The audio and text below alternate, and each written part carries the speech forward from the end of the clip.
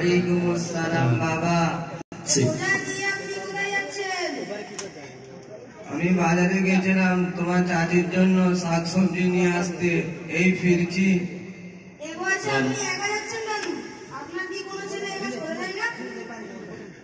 আমার কথা আর বলো না, আমার অবস্থা হচ্ছে এরকম, সব কাম কি কই নেই কাম কি।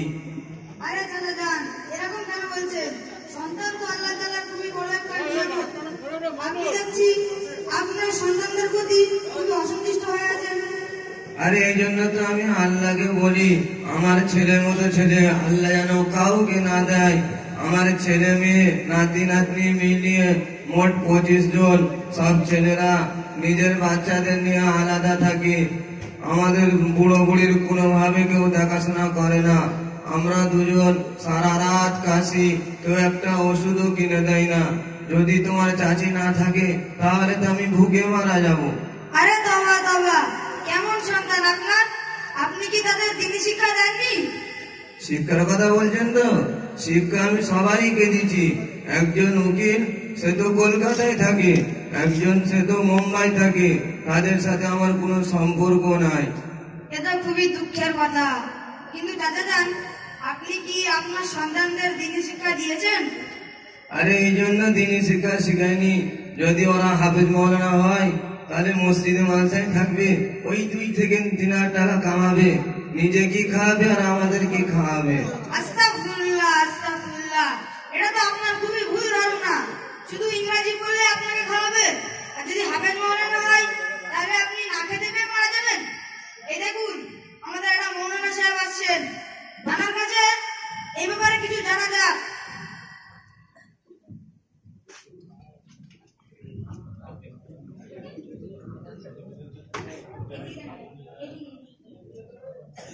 আসসালামু আলাইকুম মৌলানা সাহেব। ওয়ালাইকুম আসসালাম। কি হয়েছে, কি ব্যাপার? মৌলানা সাহেব আপনি কোথায় যাচ্ছেন? আমি 5 পাড়া কোরআনিয়া মাদ্রাসায় পড়াতে যাচ্ছি।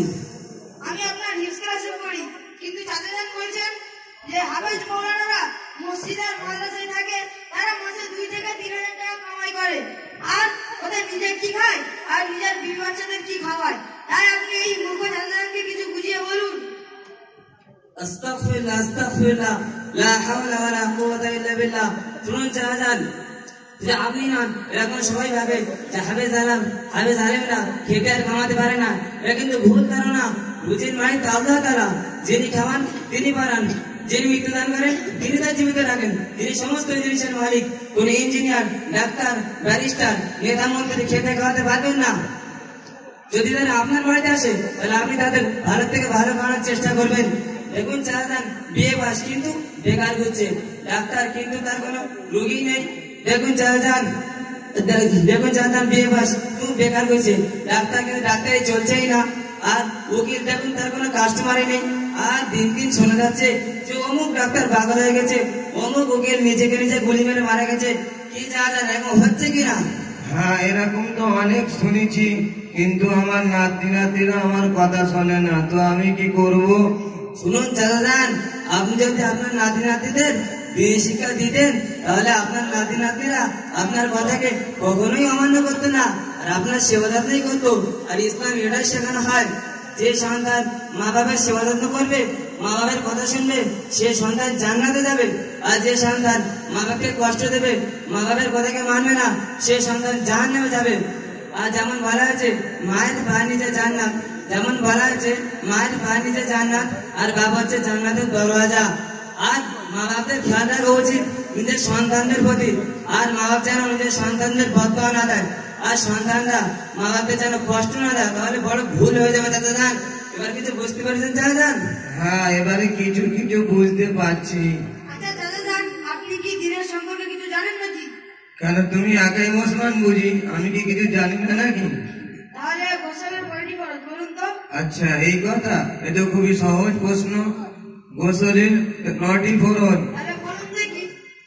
1 নম্বর গেঞ্জি খোলা, 2 নম্বর মাদন বিলাস নিয়া, 3 নম্বর গামছা লুঙ্গি নিয়া, 4 নম্বর মগ বাল্টি নিয়া, 5 নম্বর 100 টাকার জন্য চারটি নিয়া, 6 নম্বর কাপড় খুলে গোসলখানায় যাওয়া, 7 নম্বর পিসাব করা, 8 নম্বর খুকু করে কুল্লি করা, 9 নম্বর উজু করে জুম্মার নামাজ পড়া। আস্তাগফিরুল্লাহ আস্তাগফিরুল্লাহ।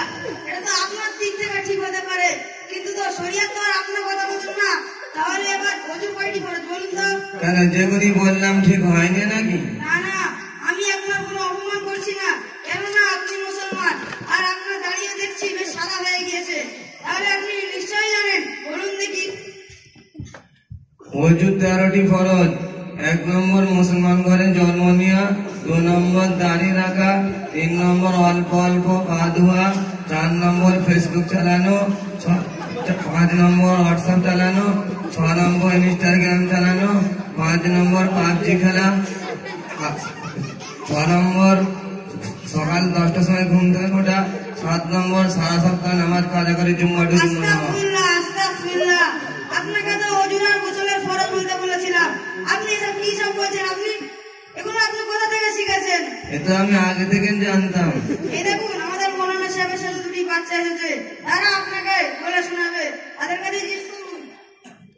বেটা তুমি গোসলের ফরজ বলো তো। চাচা যান, গোসলের ফরজ 3টি। 1 নম্বর মুখ ভরে কুল্লি করা, 2 নম্বর নাকের নরম অংশে পর্যন্ত পানি পৌঁছানো, 3 নম্বর সারা শরীর উত্তমভাবে ধৌত করা, একটা পশম পরিমাণ চুল না যেন না শুকনো থাকে। মাশাআল্লাহ বেটা। এটা তুমি ওযুর ফরজ বলো তো। চাচা যান, ওযুর ফরজ 4টি। 1 নম্বর মুখমণ্ডল ধৌত করা, 2 নম্বর 2 হাতের কোন সামন ধৌত করা, 3 নম্বর 4 ভাগের 1 ভাগ মাথা মাসা করা, 4 নম্বর 2 পায়ের গোল ঘাট সমেত ধৌত করা। মাশাআল্লাহ বেটা। শুনেছেন চাচা যান? আমি এত কম, আমি মনে করলাম 10-20টা হবে। আচ্ছা ঠিক আছে, এই 2টি বাচ্চা কোথা থেকে শিখেছে? এরা তো এই 5 পাড়া কোরআনিয়া মাদ্রাসা থেকে শিখেছে। ওখানে নাকি আমি শুনেছি নাকি ওখানে কোরআন হাদিসের শিক্ষা দেওয়া হয়। হ্যাঁ হ্যাঁ, ওখানে কোরআন হাদিস উর্দু মাসুম দোয়া এবং তাজবিদ শরীয়তের সমস্ত জিনিস শেখানো হয়। আলহামদুলিল্লাহ, আপনি যদি চান তাহলে আপনার নাতিপুতি দ্বারা এই মাদ্রাসায় ভর্তি করুন। আচ্ছা ঠিক আছে, আমি আমার নাতি নাতনিদের 5 পাড়া কোরআনিয়া মাঝে ভর্তি করব এবং নিজেও ভর্তি হব ইনশাআল্লাহ। শুনুন ভাইজানরা, এই মূর্খ চাচাজান যদি এই 2টি বাচ্চার গোসল এবং ওযুর ফরজ শুনে যদি চাচাজান নিজের সন্তানদের 5 পাড়া কোরআনি মাদ্রাসায় ভর্তি করতে পারে, তাহলে আপনারা কেন পারবেন না? আপনারা আপনাদের সন্তানদের 5 পাড়া কোরআনি মাদ্রাসায় ভর্তি করান। নারায়ে তাকবীর, আল্লাহু আকবার, নারায়ে তাকবীর, আল্লাহু আকবার, নারায়ে তাকবীর, আল্লাহু আকবার। আসসালামু আলাইকুম।